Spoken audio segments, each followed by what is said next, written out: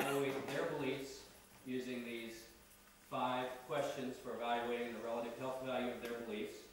If they are relatively healthy, then it's important to protect and nourish those beliefs, and if they're unhealthy, then it's important to change them. Work around inner wisdom is, I think, the most important work that I do. Again, I think that Schweitzer's comment on inside each person exists a wise physician is very correct.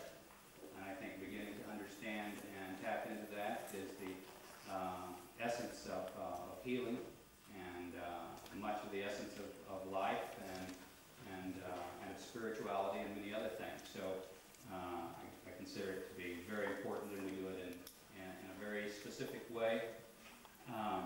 I recently had great help in understanding. I've worked with the concept for 19 years myself, and I recently had a Catholic brother from New Zealand whose life work had been to study healing. And he had advanced cancer of the prostate and came to me as a patient. And we had many wonderful evenings discussing theological questions and philosophical issues. And one of those was this issue of inner wisdom. And in the Catholic Church, there is a very profound area of belief around this, and it goes by the name of inner being.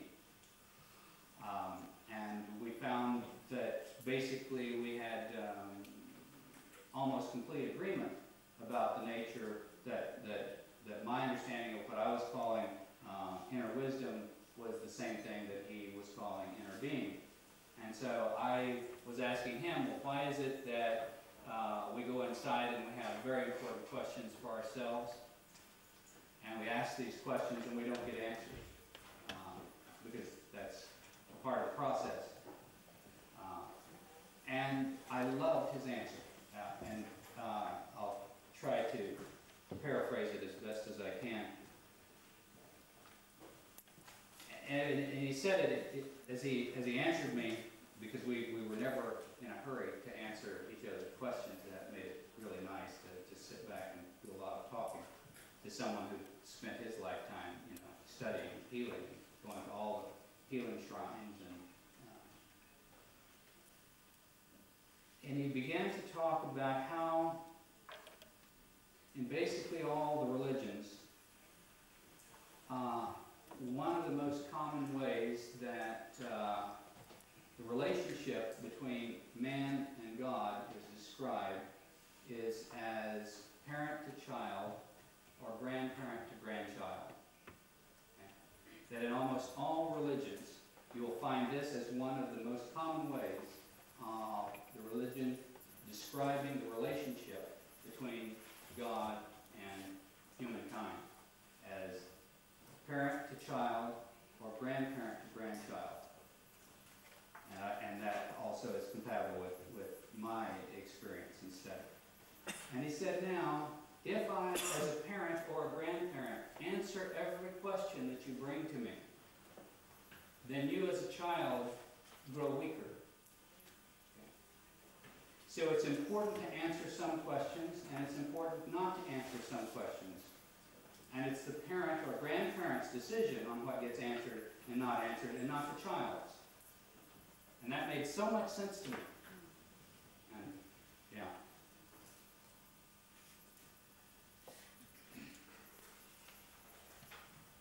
So that's the work of Wednesday afternoon. Wednesday night is elective again, from 7 to 9. Now, if we have something come up, we wouldn't hesitate to fill it into that, but it's an open evening. If there's not work to do, then the patients do whatever they want to do. We're in Los Angeles, basically, so they can go watch the hookers on Hollywood Boulevard. I mean, that's what you see when you go to Hollywood. You see the hookers walking Hollywood Boulevard. Real exciting. I like it, but my wife won't let me go.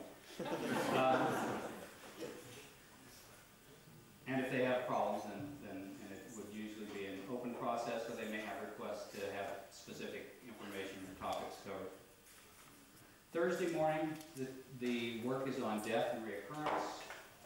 And again, this model has been very helpful in clarifying unhealthy beliefs and about death and reoccurrence, helping to see reoccurrence as something other than failure and synonymous with death, and seeing death as something other than failure and the worst thing that can possibly happen. Getting people in touch with how foolish it would be to be immortal, and play with that game and to look at that as I learned from the Zivny model of cancer counsel. And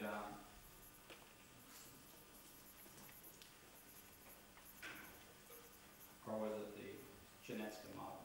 One or the other. But it's very important work to work on death, because death impacts all of our lives, but much more so when we're confronted with a potential life-threatening situation. Because prior to that, most of us are effective at playing like we'll never die. But when we're confronted with the possibility that we may well die in a relatively short amount of time, then our beliefs about death are thrust right into the foreground of our lives. So whereas I may have relatively little anxiety with life from my unhealthy beliefs about death, when something forces me to confront my mortality, that in life that might be the death of a parent, frequently does for most of us. But having a disease where we have a significant likelihood of not living very long certainly does that. So then dealing with those beliefs is critical, because the fear around death, the fear of death destroys quality of life. And this is one of the most important things that we deal with, and we give people permission not to deal with it. You know, it's very important. Timing is important, very important in everything. And so generally, if a person does not come to that session, and I would say usually we have one person every other session that doesn't come, but we might have one session where 3 or 4 don't come. What they'll do is they'll talk, they'll find out what happened from the other patients. And so they'll hear what they need to hear in order to quiet their fears. And of course, we've got a therapist working with them, you know, tracking with them to see what's going on. So, and it's important that people have the permission both to not go to sessions where they're afraid to go, and to have permission to leave if, while I'm sitting there, I start feeling miserable, and the longer I sit here, the more miserable I get, then it's bad for their health for them to stay there. And so, and death is the most explosive topic that we deal with, because patients start, as soon as we mention death, they, oh, I've got to stop that swearing. What were you saying? Shucks. Oh, shucks. Now you're going to tell me that I can't get well. Okay, now you're going to tell me the truth. Now you're going to tell me what I really was afraid was the truth, and that you were going to tell me right along. Thank you.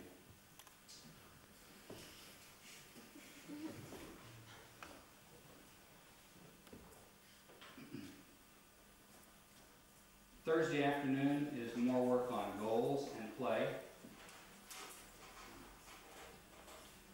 Friday morning, work on how to stay well and how to use local resources in your home community and tying up loose ends, unanswered questions. So that's Friday morning. Friday afternoon, the last afternoon, we have an open time for final questions. And at this point, the patients are very much involved in the answering process as a way for them to appreciate how powerful they are. And it's wonderful, the answers that come back from patients. The questions are generated from the patients,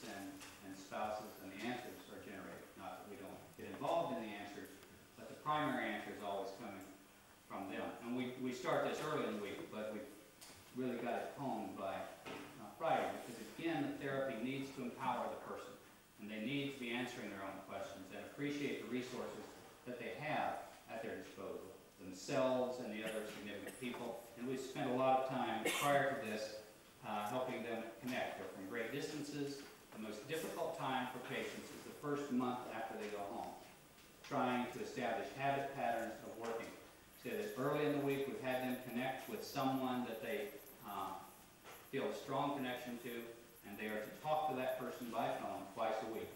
So they call that person once, and the other person calls them once. They make that decision about who they want to connect with, and of course we're always available by phone. More and more of my patients I'm seeing come from the Southern California area. Again, a lot of work of helping them connect and how to evaluate support systems in their home community. The support systems can be either healthy or unhealthy for the individual, and how can they determine that for themselves, and how can they continue to determine that, because a good, healthy support group can become unhealthy, and how do I know when that's happening? And that's very important information to have. I then give them about 30 minutes of important information about going home, about ways of talking about what they're doing, how to protect their beliefs and nurture them and give them room to grow, and how to be careful about getting caught up into counseling other cancer patients, because this is a very delicate issue that I'm just ready to move into in a new way right now in my own life and my own counseling. This is a delicate problem. Part of the cancer-prone personality is being too good to be true. They're trying to earn love, okay, as a very frequent dynamic. Okay? So they will tend to kill themselves trying to get other people well. Yeah, and so they're just continuing to use the same unhealthy behavior now, and they're so vulnerable because they feel like they owe it to other people. So that's the unhealthy side of it. The healthy side is that the healthiest thing that we can do is giving. Okay? But we have to be giving from a healthy place. If I am giving in order to earn love, then it's going to be to my detriment. If I am giving because I am full of love, then I will just have more love, and it will be good for my health. And I don't know how to integrate that yet. What I have done in the past was to tell my patients specifically to respond to those requests of, won't you jump in my car, or, you're an answer to prayer, my nephew's got lung cancer and he's in the hospital, let me drive you up there, and that their automatic response to that will be no. And that's also something that I learned from my patients. The hardest thing that they said that they learned to do was to say no. I've heard that many, many, many times over the years. No, that's not appropriate, and then they'll feel bad and awkward because we always do, and we have to practice saying no when we do it for all sorts of reasons. Then they give them the information that will be helpful. Here's this information that can be helpful. Then, and here's even the name and phone number of a counselor in the community who can come to the hospital and teach the same stuff that I've been doing. So it's important that they have good answers. But the first thing that needs to come out is no, because the automatic response is yes. And once you've said yes, it's hard then for the individual to back out. And I've watched so many of my patients die when they've been free of disease and get involved in trying to help someone else get well. I watched that happen for years. So what I ask them to do then is, after they get home, after they get out of the situation, to meditate, to go inside, and to ask. Ask the wisdom that resides within them. Is it good for them to help or not? If the answer comes back yes with feeling, and that's part of the whole process of being directed, is that always, the answers always come with feeling. Then do it, because that same wise voice that is telling them to do it knows what's best for them. And what I hear from my patients is that I go home and I ask and I'm told no. And it's very clear, and that's helpful. But you see, you can't do that whenever you're standing out by the curb in front of church. Okay? When somebody's saying, oh, you're an answer to prayer, jump in the car, that's not the time to try to go inside and ask for guidance. So then we conclude with a prayerful meditation and take our time saying goodbye to each other and the week, and that's how the week ends. What I would like to do is we'll take a break in a moment, and while you're we'll take a 15-minute break that will start when we break. Not now. I don't like to get cheated on breaks any more than anybody else. So, if you think about what topic, I think we'll easily have time for one topic and perhaps two to look at in depth. And I'll ask you, just by raising hands when we come back, what topics you want to look at. The basic topics that we have to look at are, and we'll do whichever most people want to discuss. Imagery, inner wisdom and core beliefs, stress secondary gains and the meaning of illness, 2-year health plan and goals, communication and support, or death and reoccurrence. So if you'd be thinking about this, and I'll ask you to vote for 2 of those.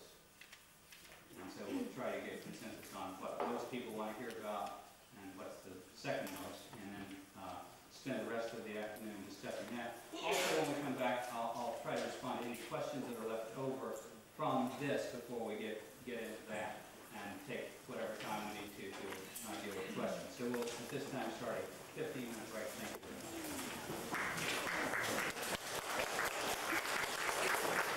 Gina and I worked together many years ago, and just have reconnected and been working together some in the last years, and I really appreciated her work and writing on imagery,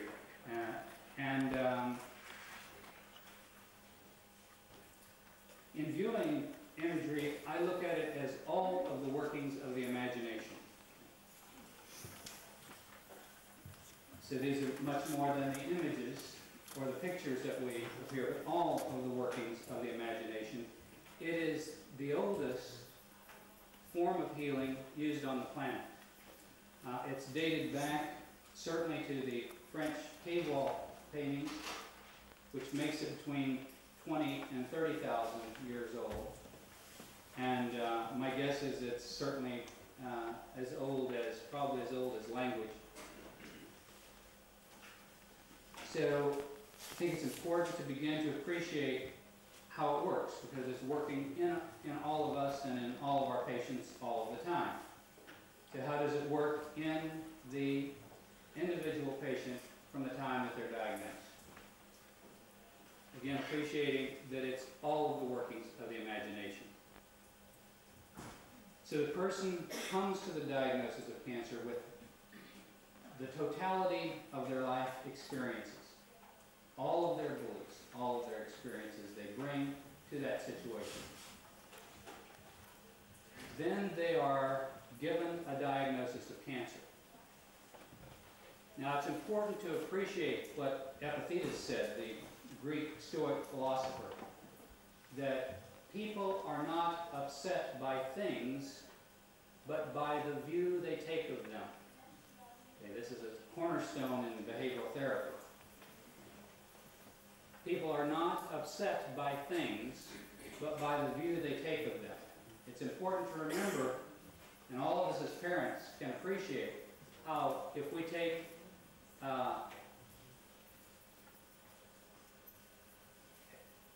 our 10-month-old child and place that 10-month-old child in our living room, and we put a rattlesnake in the floor, the 10-month-old child will automatically go straight for the rattlesnake, because the child has not learned to be afraid. The child is not afraid of the snake. The child is afraid of what he learns about the snake. So we aren't afraid of cancer. We're afraid of what we have learned about cancer. but that fear can easily kill us. So we come and we are given a diagnosis. And our immediate reaction is going to be flavored with what are our beliefs coming to that situation. Now we have, in addition to that, the beliefs of the person who is communicating the diagnosis. This is very important. If the person and to me the best thing that's been written on how to communicate a diagnosis was written not by a physician that I've read, and in English, was written by Norman Cousins. And what he said in essence, when communicating a diagnosis of cancer or any other serious diagnosis, it's important to communicate the seriousness of the situation while supporting the patient's hopefulness. And I think that's critical. But that takes skill. It takes a skill that, number one, is not being taught in American medicine and has been essentially systematically lost from American medicine, I'm sorry to say. It's important to communicate the seriousness of the situation while supporting the patient's hopeful posture. Okay? So what does hopeful posture mean? Okay? Hope, according to Webster, is a belief. Okay? And we can begin, so we keep coming back to belief, belief, belief. Hope is a belief. It is a belief that desirable things are obtainable. It's not the belief that desirable things will be obtained. Okay? It's the belief in possibilities and probabilities. Okay? It's not in certainty, and that's where some difficulty arises. So it's important to support a patient's hoping that they can get well. And it's important that we not get into the trap of supporting a patient's desire to be reassured that they will get well. These are two very different things. So now, if the person communicating the diagnosis is skilled in communicating a diagnosis, after that individual leaves the situation, the patient falls back again into their own imagination. The hypnotic interchange will have already occurred, whether or not we call it hypnosis or not. And it is probably one of the most powerful hypnotic experiences of our lives. When we're told that we have cancer, you can bet your, what would Mother say, week's salary that you are in an altered state of consciousness. Profound altered state of consciousness. So what gets communicated after you have cancer is very, very important. I once had the opportunity to work with the emeritus professor of psychiatry at Stanford, who had a very rare cancer of his spinal cord, and was told at the time he was diagnosed that he would need surgery and he would probably have 5 good years. He developed his recurrence 5 years and 1 day after that, and was furious with me that I would state that the pronouncement at the time of diagnosis had a damn thing to do with the recurrence. And he was the emeritus professor of psychiatry at Stanford. Sometimes we need to tape record ours and other people's nonsense in order to appreciate that we're either saying or listening to nonsense. Those are very, very powerful experiences. And to change those powerful experiences, just like changing any other powerful hypnotic experience, requires another very powerful hypnotic experience. Now that can come over time with practice, or it can come with a lot of help and working on it. But we can begin to change, see when we have changed, because now